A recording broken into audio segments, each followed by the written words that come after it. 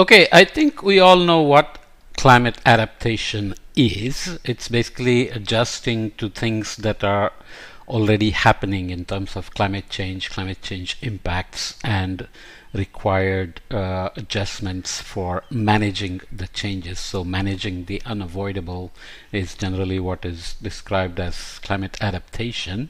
And adaptations tend to be often very incremental. So something is happening now. Let's say you are sitting in a city like Mumbai, which is flooding more.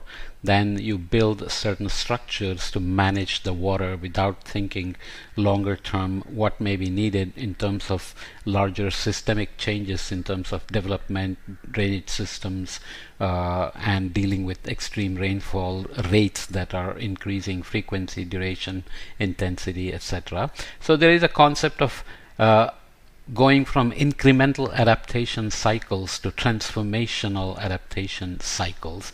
It sounds kind of fancy phraseology, but actually it can be important in terms of planning a pathway, decision-based pathway of climate adaptation, rather than responding to something that's happening in that context without having a long-term strategy, for example. So this schematic from this paper shows how it would work when the connections between them. So incremental adaptation cycle goes like this. You have a problem. Structuring and establishing the incremental adaptation arena is a step. Developing the incremental adaptation agenda, vision, and pathways, and implementing incremental adaptation actions leading to evaluating, monitoring, and learning.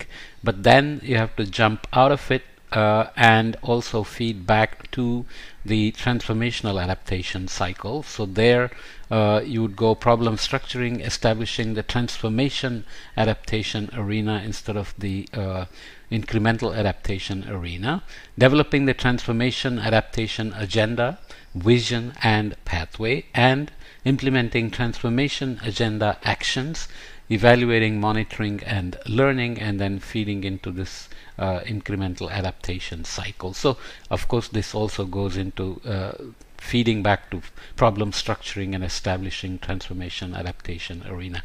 In general, all global warming is local, so nobody is living in global mean temperature, global mean sea level, and so on. So all impacts are very region specific, location specific. So adaptations will also be very region local specific, and often you can look for transferable solutions. Can you do something here and develop a typology that can be used elsewhere for adaptation in a similar scenario? Then you have to worry about cultural barriers, governance barriers, knowledge barriers, financial barriers, and so on. All those have to be dealt with, but the pathways thinking of adaptation instead of this incremental thinking is phrased like this: pathways thinking in the sustainable development domain to consider the implications of path dependency, interactions between adaptation plans, vested interests who would be supporting or opposing adaptation plans, and global change itself, which will keep changing its impacts on the local communities and systems like forests or biodiversity, fisheries, agriculture, and urban environments, and so on. And also situations where values, interests, or institutions constrain social responses to climate change, So obviously adaptation and required changes would involve some kind of a behavioral change, economic change, livelihood changes, crop rotation pattern changes, crop selection changes, and so on. So every time there is such a change involved, there are going to be barriers of various sorts. So this paper points out a few other things. It's a review paper, and it reviewed all the publications on adaptation pathways. Analysis of case studies on adaptation pathways development showed 3 clusters of approaches: performance threshold oriented, multi-stakeholder oriented and transformation oriented approaches. The paper provides some examples of each, remembering that adaptation is very case study kind of thing, because it's always in response to something at a location, and each location will have a different set of climate change impacts to deal with. Could be health, could be agriculture, could be transportation, and so on. So case study approach is always inevitable for adaptation pathways, and then how to learn from them is something that this paper provides, as we'll see in a minute. These broadly correspond to three desired outcomes of pathways development. How to develop the adaptation pathways themselves: meeting short and long-term adaptation needs, promoting collaborative learning, adaptive planning, and adaptive capacity. So do you have the economic wherewithal and other governance institutional structures to actually be able to adapt even after learning what is needed?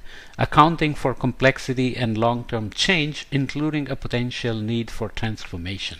So how to change systems, how to change things at a systemic level. Okay, so the first paper then goes back and provides a summary of adaptation context, status of adaptation practice, and key issues for 5 case studies. I'll only read the top 2 just to get a sense, and these are done by the authors drawing on their knowledge and experiences in these contexts. So let's look at 2 case studies.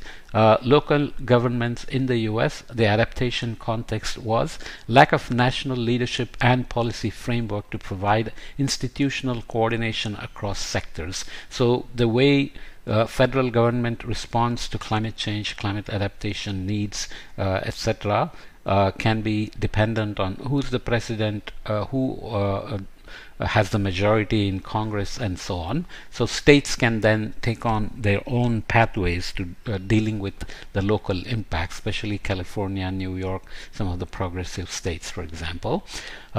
So that's the context, with the absence of effective financing mechanisms and limited stakeholder participation being the context for adaptation as well. Status of adaptation practice to date: cities and local governments are emerging as centers of action for climate change planning. So this happens again with cities in like Chicago or New York or San Francisco, LA, and so on. Currently in the domain of early adopters, so they are responding before the central government does something. Local champions, extreme events, and participation in national and international networks of organizations are promoting action at that level. So the key issues there are little evidence of reform of social issues relating to resource access and opportunity, broader structural concerns associated with the urban design addressed in local planning. So these are done, they are progressive, they are early adopters, but they are still lacking on the details of certain issues on the transformational change that may be still needed. Looking at another example, coastal local governments in Australia in terms of the case study, and the adaptation contexts are coastal ecosystems and built infrastructure are at increasing threat of inundation due to sea level rise, storm surge, and flooding. Capacity and budget constrained local governments are responsible for making choices between protection and retreat of private assets and ecosystems. So this is a big change. If you have to move away from the coasts, and people love living near the coast, then they may want to take a wait and see attitude instead of being proactive about retreating before dangerous levels of sea level are reached, and so on. Higher levels of government are providing little leadership in this context. Status of adaptation practice to date: many councils have undertaken vulnerability assessments and evaluated adaptation options. Few councils have taken action using land use planning systems, largely limit legal liability and protect public assets. Thirdly, responses have been incremental and focused on proximate causes, which means what is happening locally and now, instead of what will happen in 10 years and how the signal may arrive from somewhere else. For example, if you're managing a fisheries here, you only look at warming and acidification in this region, whereas the signals are coming from elsewhere already on decadal, multi-decadal timescales in terms of pressures on breeding, larvae survival, recruitment, and so on and so forth. So there are many examples where proximate causes can be problematic in incremental adaptation being a maladaptation over time, for example. Adaptation action here, key issues. Adaptation action is limited and hampered by the non-binding nature of statewide policies, which are ambiguous in their intent and provide little guidance for determining coastal hazard zones, weighting climatic and non-climatic risks, clarifying liability and compensation issues, and defining roles and responsibilities. So this just tells you what challenges one faces even when there is knowledge about adaptation actions needed in response to what's happening locally and now, right? So this talks about current classic conceptualization of adaptation pathways as a series of adaptive learning decision cycles over time. So in the top left, this comes from Willows and Connell paper and Hasnut et al. With their decision lifetimes. So in the top right, the sum of lead and consequences of times, whereas some chains of decisions lead to maladaptive outcomes over time. So if you think about pathways here, but there may be other alternatives that are adaptive, as we see here. From the perspective of the current decision point at the left, a currently satisfactory pathway can be plotted through the future with the strongest colors here, but this may be revisited after each decision point, and that can lead to avoiding maladaptive space. If you're on the wrong track, use the cycle of feedbacks to come back and stay within the adaptive space. So the decision cycles go like this: reassess or assess climate affected decisions and overall goals, look at potential impacts within decision lifetime, how many years you're planning.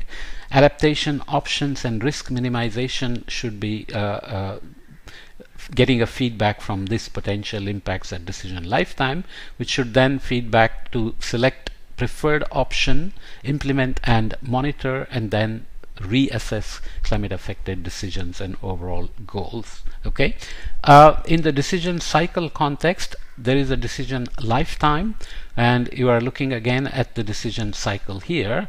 Here you are taking into account the lead time, so you are coming from framing, scoping, and resources and resourcing to look at research, consultations, and revisions feeding into decision cycles, and then taking into account community perception and reaction, special interests, government,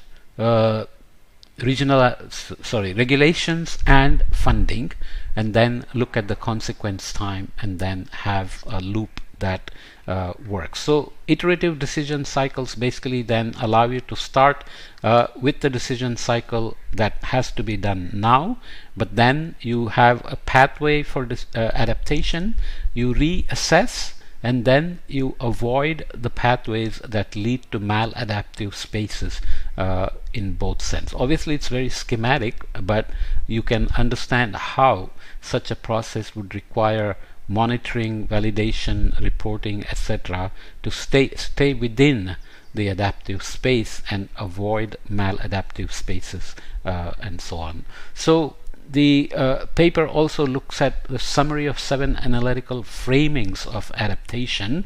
I don't know if I'll read all the details, so focus and emphasis will depend on the framing itself. They can be livelihoods based, so in this approach emphasizes the importance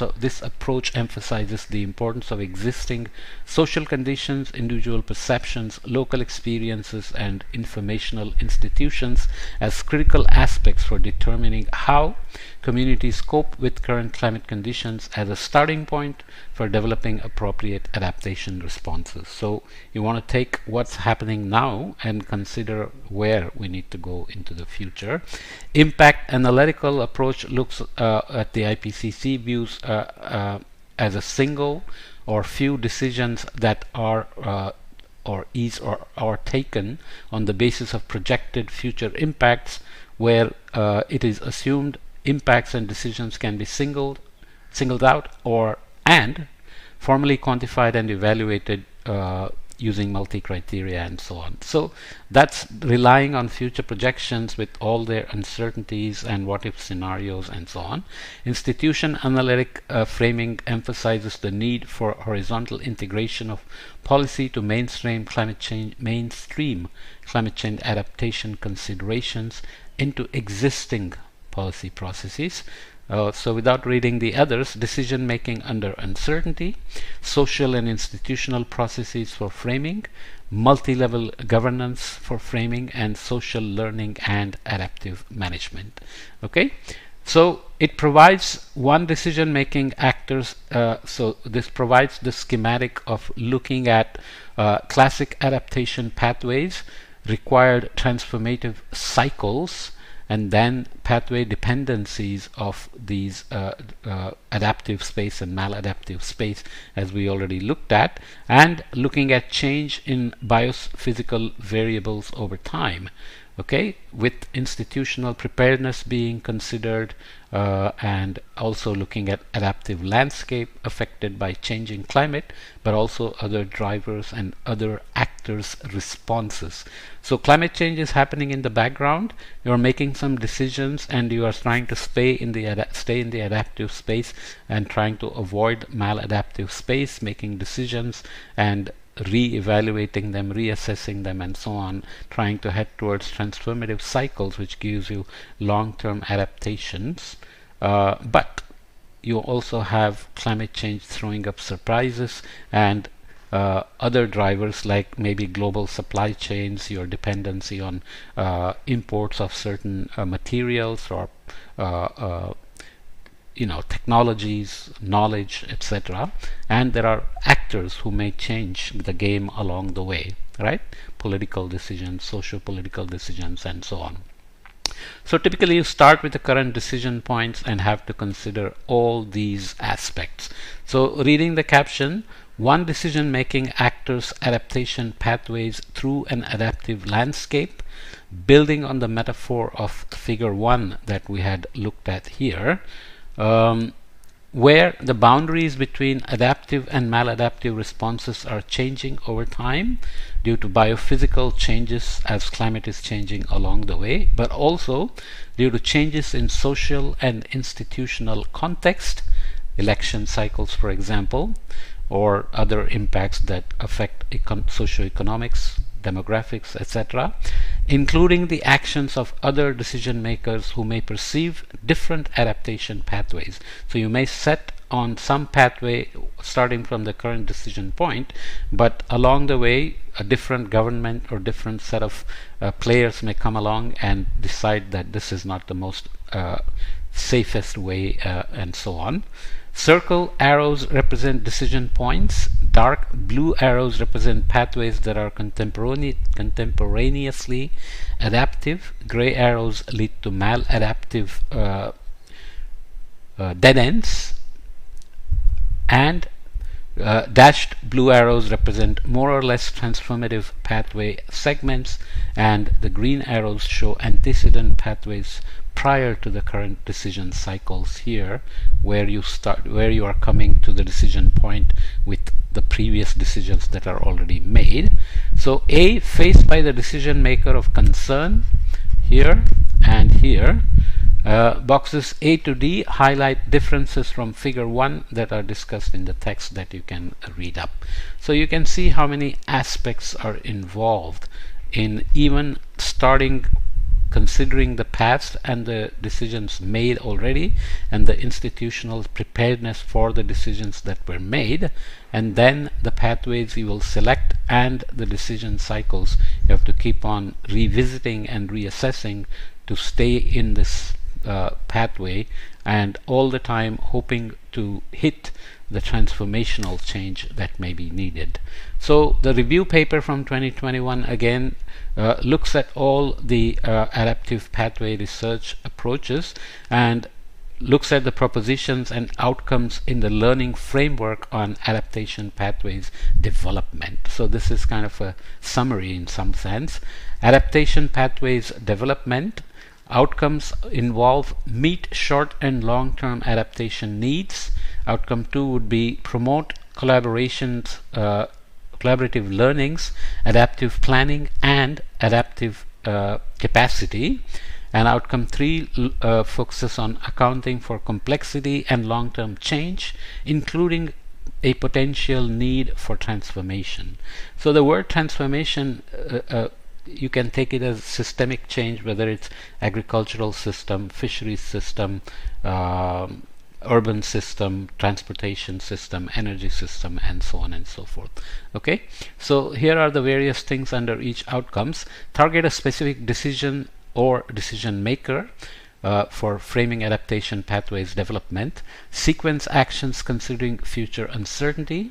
Communicate pathways visually for including all the stakeholders.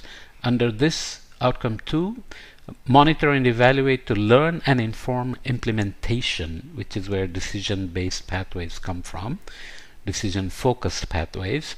Engage stakeholders with different values, goals, and knowledge. Otherwise, co-developing becomes very important. Otherwise, implementation faces all sorts of barriers. Address both symptoms and root causes of vulnerability, which is very important to make sure that adaptations actually are equitable and just, as well as protecting people and guardrailing against disasters. Address adaptation as an integral component of sustainable development. This is what is needed for it to be transformational in the long term. Okay, so it's kind of a longish summary and still very important to consider all these points.